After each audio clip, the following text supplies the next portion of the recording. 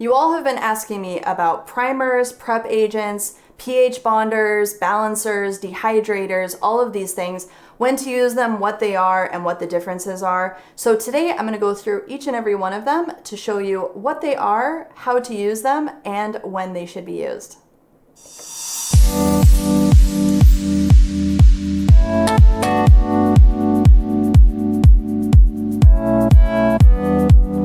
Hey guys, Liz from the Nail Hub here, and I am back with one of the most requested videos that I have gotten as of late. A lot of you are asking me about primers because in my gel polish base coat video and throughout a lot of the videos that I posted here, a lot of you are mentioning, hey, how come you're not using any primers, any acid primers, any non-acid primers, any bonders, any whatever. And in general, I refer to these things as prep agents. So today I wanted to run through what all of these prep agents are, how they should be used, and what you would use them for. All right, to get us started, let's talk a little bit about our overview for this video as well as some basic terminology. And again, this is going to be a very high level review for all of you. So first off, we're going to talk about non-acid primer. We're going to get into acid primer, or usually referred to just as primer in general. What bonder is, what pH balancer is, dehydrator, and safety guidelines for all of these. And again, I'm using kind of the wordage here that you're gonna find when you come across products in beauty stores or in the nail industry in general. I wanna give you guys kind of insight into what these are and usually what they're called, and I'll get into exactly what they are in a minute. Terminology in general, I'm gonna talk about acid, so what kind of acid we're using in acid primers. What primer is really important for you guys to understand, because in general we usually refer to anything as primer and not everything actually is the type of primer that I think you guys are referring to. Primer is a very generic term, so we'll talk about that. And then non-acid primer, what non-acid primer is versus regular acid, and also what the pH is when we're talking about all of these pH balancers or primers, etc. Okay, so I put together this Venn diagram, which is basically two circles that create kind of a relationship between two different things and allows me to demonstrate how primers and bonders relate to one another. So on the left, you'll see primers, and in the primer group, if we were to look at the full circle, primers include things like methacrylic acid, which I'll get into in a second, dehydrators, non-acid primers, and it's kind of a family of products inside of the primer group. Then we also have the bonder family, which examples of bonders would be bonding gel, pH balancer, base coat, and non-acid primer in my eyes is also sort of a bonder because it does create that adhesive surface. Okay, so what is a primer? Let's first look at that. Primer actually means first step or first coat, a really first coating. And so that's where the name primer comes from. It's kind of in our industry where primer has now become something similar to like Kleenex, where because of a name of a product, now we use that to describe the whole entire genre of facial tissue. So primer is very similar. Within primer, there are specific products that we use as that first coating on the nail. Primer, most often we refer to primer as the methacrylic acid kind. It etches the nail surface. It creates a bonding chemical reaction between the product and the nail. So the products that we use, whether they're acrylic or gel, mainly with acrylic, we're using methacrylic acid, and the acrylic itself does not like the actual natural surface of the natural nail. It's almost like, one loves water and one doesn't. And so in order to create that bond between the product acrylic, which has a hard time bonding to the natural nail, we use methacrylic acid to etch the nail plate and allow that product to seep into the nail plate surface. So it kind of creates mini pits in the surface of the nail plate, and like roots of a tree, allows that product to get in and grab the natural nail plate. So that's what I mean by it creates a bonding chemical reaction between the two. And it does act like a magnet. So if we think of one end of the molecular makeup of methacrylic acid being the end that loves the product, and then the other end of the magnet is the part that loves the natural nail. It's kind of that bonding and brings those two things together. But it does it in a corrosive way, and it actually does etch the surface of the nail plate. So methacrylic acid Like I mentioned, you'll definitely be able to know what it is. It smells like stinky Swiss cheese or blue cheese. It just has this really gross odor to it. You can instantly smell it once you get used to what it smells like. But within the primer groups, we also have dehydrator, and dehydrator does not etch the surface of the nail, but dehydrator, I put it in the primer group because it is a first coating that you would put. And dehydrator essentially tries to get rid of any oils or moisture that's on the surface of the nail, but it does fall into the primer group in my eyes because it is something that would be that first step that you would put on the natural nail. So if you're not using methacrylic acid, you would go straight into dehydrator. And like I said, methacrylic acid is something we typically use with acrylic nails, but you can also use it with gels in certain cases. Okay, so let's talk a little bit about bonder. What is bonder? Well, the bonder family is made up of things like bonding gel, pH balancer, base coat, and bonders are not corrosive to the natural nail, and they work in a slightly different way. Bonders kind of work through a couple different ways. They can raise the pH of the nail plate surface, so that allows products to adhere to it. So if you've ever heard of something being a pH balancer, it means that it actually changes the pH of the natural nail plate to allow the product to adhere to it and creates kind of a product-friendly environment. With bonding gels or base coats, what we're doing is we're creating an adhesive surface. So it's almost like sticky tape or glue where we're creating something, we're putting something on the natural nail that can actually stick to the natural nail, and it also will stick to the product that we're going to put on top. So bonding gels and base coats kind of work like glue or like sticky sided, double-sided sticky tape. It kind of creates that first layer that allows the natural nail to stick to the base coat, and then everything we put on top of the base coat sticks to the base coat, and that's that layer that sticks everything together just like glue. Now within the primer family, if we think about primers, and if you refer back to, really quick, if we refer back to my Venn diagram here, you'll notice that I've got non-acid primer in between. Non-acid primer actually borders the line between primer and bonder in my eyes. And non-acid primer is something that came about as an answer to the corrosiveness of methacrylic acid primer. So let's talk about the differences between these two primers. Methacrylic acid primer is the one that I told you smells like cheese. It just has a really stinky odor to it. It is very caustic, which means it is corrosive. It'll eat away at skin, tissue, nail plate, metals, whatever. It's a very, very strong acid. And the bonus of this is that it works really well. Methacrylic acid is very common, or it was very common in the nail industry, but because of people misusing it, it is able to cause chemical burns, it can cause allergies, and so if you're not using it properly, it can be more of a dangerous product to work with. And so as an answer to this, the nail industry developed non-acid primer. And I wanted to talk about the difference really quick. So methacrylic acid primer on the top, which is what you would consider regular primer, examples being products like No Lift Nails is one that immediately comes to mind. Light Elegance has one called Vita Prime that has methacrylic acid in it. And what this acid does is it etches the nail plate, so it creates kind of this gritty surface, and it helps the product seep into and grab onto the nail plate. So it eats away at the very, very first layers of the nail plate, creates a textured surface, and then also helps that product grab onto the nail plate, just like if we're growing roots on a tree. Imagine all the little, hairs on a plant or on a tree that grow into the ground. That's exactly what we're doing with methacrylic acid primer, and it works really well, but it does have those disadvantages when it comes to the smell and also the corrosiveness and the potential for negative experiences like chemical burns and allergic reactions. Non-acid primer, on the flip side, is something that has been developed pretty recently. It's less corrosive, but I wanted to point out that non-acid primer does contain acid. So this is something that's very important for you to understand, that it does contain acid, so we want to make sure that both of these things, we're keeping them off the skin.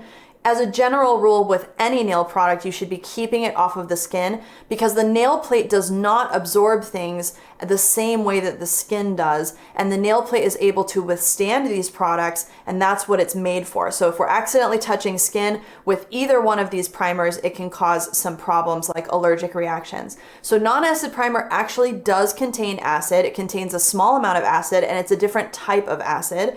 And it also has some other products in there that allow it to act like double-sided sticky tape to stick the nail and the product together. It's kind of similar to base coat or bonding gel, but instead of it actually being a layer that we're able to see or that we're able to work on top of, it's actually something that just kind of dries on the natural nail. It's a very, very thin product, and we would typically use this before we put on our base coat or our bonding gel. Okay, so I wanted to show you some examples of these. I've got some products here, and again, there's really no problem with using methacrylic acid primers. I've got, so here's some primers and some bonding agents, and then let me put some base coats in here as well so we can kind of talk about the differences. And again, I'm just picking random products off of my table, but I wanted to talk about these, so I'll put these over here. Okay, so basically, if we start here on the left, I don't have any no-lift nails because I don't typically use methacrylic acid primers when working with gels, but it can be helpful for people that just have these very, very solid nails that we have a hard time getting the product to adhere. And this product actually does have methacrylic acid in it. And when used safely and when used properly, it can be a very, very successful addition to your product lineup. So we start here on one end, we've got some acid-based primers, some methacrylic acid-based primers. TAC is kind of a mix of different things. TAC kind of lives in between the non-acid and the acid primer. So it has a little bit of this adhesive property where it acts like double-sided sticky tape, but it also does etch the surface of what we're putting it on. So I'll get into how we apply these in a second, but I just wanted to kind of go through how these kind of work. I don't have any dehydrator or pH balancer because I don't use lines that use those types of products. But in between here, you would have kind of pH balancers and dehydrators. These are examples of non-acid primers. So you can see it says acid-free. Affix-It is a non-acid primer. And this kind of TAC kind of lives in between them. But these really don't etch the surface of the nail plate. They air dry on top of the nail and they create a very, very sticky surface that allows the product to attach to the natural nail. So that's what we use these for. These are also typically used for helping with adhesion when it comes to gel polish, but they can also cause so much adhesion that it makes your gel polish difficult to remove. And if you remember back when I was doing my base coat video, I don't typically use a lot of these preparatory products. And the reason why, sorry, not talking about base coat, but these preparatory products, I don't typically use a lot of these because when I use things like non-acid primer, it does make my products more difficult to remove. And I have found that the products that I use don't actually need acid primer or non-acid primer, okay? So it depends on what you're doing. It depends on the client you're working with. And it's difficult to talk about this at a high level because there are so many situations that are different. And there might be a situation where I reach for this. Some of the examples when I would reach for a non-acid primer would be when I have a client where she tends to wear on her certain fingers really badly as she wears her gel polish. And so I might use a little bit of this just on the free edge of the nail before I apply my gel polish. It's just gonna create that extra adhesion before I put the gel on. And I only use it sparingly at the free edge because I don't want to make it difficult for me to remove my gel polish. I can also use non-acid primer for filling in scratch marks or filling in fill lines when I'm doing artificial nails or when I'm trying to get two products to adhere together. And non-acid primer also works really well if you're trying to fill acrylic with gel or gel with acrylic, or if you're not sure what the product is and you've got a client that's got some other brand of product on and you want to be able to put your product on, non-acid primers do a good job of creating that happy environment for the product to stick to. I do recommend that you use the non-acid primer that goes with your product line because they are all specifically formulated for specific gel lines. And if you're mixing and matching your products, you're gonna end up getting incompatibility issues. Okay, and then with the acid primer, we typically only use this on the natural nail extremely sparingly to etch that surface of the natural nail, create an awesome surface for the product to adhere to, and allow for that product to seep in.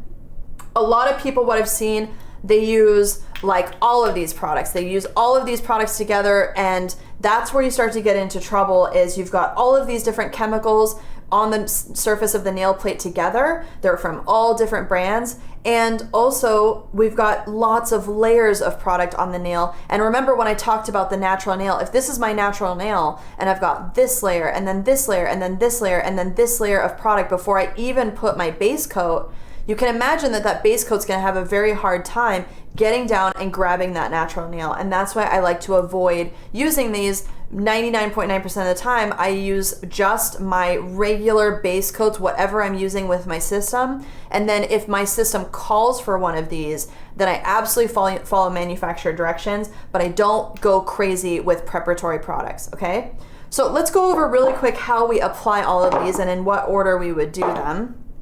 Okay, so I've got my fake hand here, and I know this kind of freaks some of you guys out, but I do use an artificial hand a lot of times to practice. And I want to just zoom in. Oop, wrong way, sorry. I'm gonna zoom in so you guys can see. Actually, I'll just lay this down so it stays nice and focused. Okay, and I'll zoom in even a little bit more if I can. Perfect. Okay, so my fake hand has plastic tips on the nail, but it looks very much like a natural nail if I had prepped a natural nail, so I want to use this as an example of how I would use each of these different preparatory products, okay? So let's start with a methacrylic acid primer first. This one actually has several ingredients in it, and it also has vitamin E in it, which is nice. So I'm gonna show you guys exactly how I would do this. So I am going to literally use the most sparing amount of this product. So when I take this out, and you'll see this a lot with methacrylic acid, a lot of times people will even like dab it on their table to remove the excess. You want like the teeniest amount on the actual brush, okay? Super tiny amount. And then when I go to apply it on the nail, I usually just touch the center of the nail. Sorry, that wasn't really the center. Like so, okay? And you'll see how much it spreads. Can you see it start to spread out? So if I touch it too close to the cuticle area, see how it seeps right into the cuticle? I don't want that because I don't want to touch the skin. I just mainly want to etch the center of the nail, so I just like my friend Selena says, boop, boop, boop. She boops in the middle of the nail like so. The acid will spread, it'll do its job, and then we won't be touching the skin like I did on this nail. So just a little bit in the center is all you need, and on natural nails, this spreads a lot more, okay? You also wanna make sure that this air dries. Make sure it completely dries before you start putting your products on top of it. And again, I'm talking from a gel perspective. I've seen people using wet primer with acrylic, but I am not an acrylic person, I'm a gel person. So this is definitely something that works with the Light Elegance line, and it does help to etch the natural nail. And you'll see it does take quite a while for it to dry completely, so allow it to dry before you put anything else on, okay? Don't touch the skin, don't touch your own skin, don't touch the client's skin. I'm just gonna quickly clean these with some gel cleanser so we can try the next one. And again, these can be used in conjunction, but just for the sake of you being able to see what I'm doing, I'm gonna be cleaning these off so you can see that now. Now, can you see where I put the acid, how much that eats the surface of the nail? And this one's gonna start drying too, so you'll see, okay? So these are plastic tips, but you can see how much that acid eats away at the plastic. And if I clean up here by the cuticle area a little bit better, you should be able to see that the etching went all the way up into the cuticle area on this particular nail. Can you see how it starts to turn white right around that cuticle area? So that's acid that would have been touching the client's skin, that would have been eating away at their nail. We do not want that on the skin at all. This is a perfect example. It's just in the center of the nail. It allows us to get that extra adhesion on the majority of the nail plate and here as well. And like I said, on a natural nail, it spreads even more. So this would be perfectly applied, just a teeny amount. Okay, so let's talk about non-acid primer. So non-acid primer works like double-sided sticky tape. So I'm just gonna use, again, a small amount, scraping off the majority on the bottle. And this is something that does contain acid, so I do not want to get it on the skin. So just be very cautious of that. Now, I can apply this in two ways. I can apply it over the whole entire natural nail, like so, okay? And it's gonna create a very sticky surface for my products to adhere to. Or I have the option of just putting a little bit right on the free edge of the nail to help with gel polish adhesion on the tip of the nail, okay? So you can do full nail, you can do tip of nail, but the difference is that on this one, with the full nail application, it's gonna be that much more difficult for me to soak off my gel polish when the client comes back. If you're not soaking off gel polish, it's not a big deal, but that's something that you need to take into consideration, is that it's gonna create extra adhesion, which means it's gonna be that much more difficult to remove if you're soaking the product off. On the free edge, it just helps a little bit with chipping. If you use a product that you're experiencing chipping, you can try non-acid primer just on the free edge of the natural nail. It's gonna work really well. And like I said, I also like to use this to fill in, and again, this is just one brand of non-acid primer, but non-acid primer also does a good job of filling, kind of blurring fill lines. Like, it gets in there because it's so liquidy and it creates that sticky environment. So it helps to to get rid of fill lines and also to get products to stick together.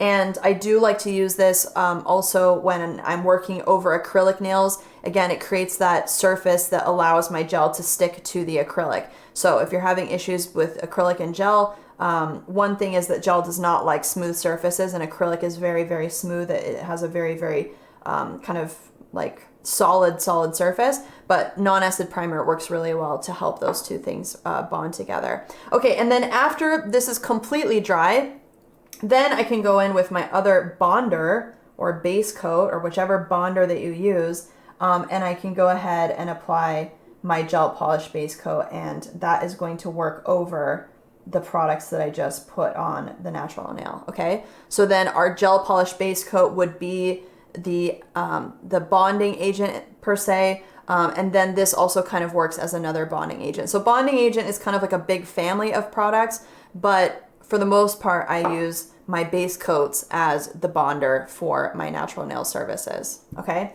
And bonder, base coat can come in lots of different packaging. So here's another one that says Platinum Bond Clear. So I know that this is going to create adhesion because it has the word bond on it, and that's kind of a general rule for these types of services.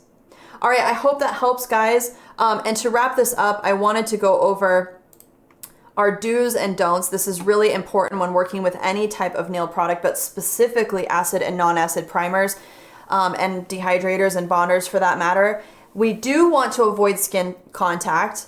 Wear protective eyewear. That's really, really good to make sure that you're doing at all times when working with nail products. Absolutely use it sparingly. As you saw when I was using the acid primer, the methacrylic acid primer, it does eat away at the surface really quickly, and so we want to use it very sparingly so we're not getting it into the skin or we're not flooding the cuticle area. Always follow manufacturer instructions. Usually a manufacturer that sells methacrylic acid, they'll have an MSDS sheet, which is a safety data sheet. It's a material safety data sheet, or they'll have instructions as to exactly how to use their product. And I usually do not use these products unless they are part of the line of products that I buy. So I don't mix and match. I usually only use the ones that go with the line of base coat that I'm using or the first layer of gel that I'm using. I don't want to create any chemical incompatibilities. So follow manufacturer instructions. And also another quick tip is to keep a bottle of antacid nearby in your drawer or whatever. So stuff like Mylanta, Gaviscon, any of those liquid antacids, in case you do spill your methacrylic acid, I do keep a bottle of antacid in my nail table, and that way if I spill my methacrylic acid on myself, on my pants, on my client, anywhere, the antacid will help to stop the corrosive reaction, and it'll help prevent a chemical burn. It may not guarantee the prevention of a chemical burn, but it definitely helps to neutralize that acid and gives you time to be able to rush over to a sink and wash off all of the acid. So that's a good thing to just have in case you do spill any methacrylic acid while working. I've seen lots of my nail tech friends have bad experiences where they spilled it on themselves, it seeped through their clothes, and it will cause a chemical burn if it's left on the skin. So our don'ts, which should be pretty clear by now, is don't slop it on. Don't use a bunch of different prep agents, especially ones from different manufacturers. You're just going to cause a lot of layers, a lot of product incompatibility, and you're not going to know what's working and what isn't. So keep it simple to begin with, and if something is absolutely necessary, you can add it later. And definitely do not touch your or your client's skin. That is so, so important when working with any nail product, but especially when working with acids. All right, guys, that's it for our primer video. I hope this helps to illuminate the distinction between different types of primers and what they're for, and also a little bit about how to use them properly. If you guys have any questions or follow-up things that you want me to include in our next Q&A, definitely feel free to comment below this video. I seriously love hearing from all of you. I love all the things you guys ask me because it really makes sure that I'm providing the best possible information. And I also, when I'm on camera and I'm trying to explain all these things, especially getting all of this out to you guys, I do tend to either forget things that I wanted to say, or I make some mistakes on what I wanted to say. So doing these follow-ups really helps, and that's why I love when you guys ask me questions, because it makes me realize, hey, maybe I did not explain something as good as I could have. So thank you so much for tuning in. I will be in touch again next week with another episode, and have fun with nails, be safe with primer, and I think all of this information is really going to help you.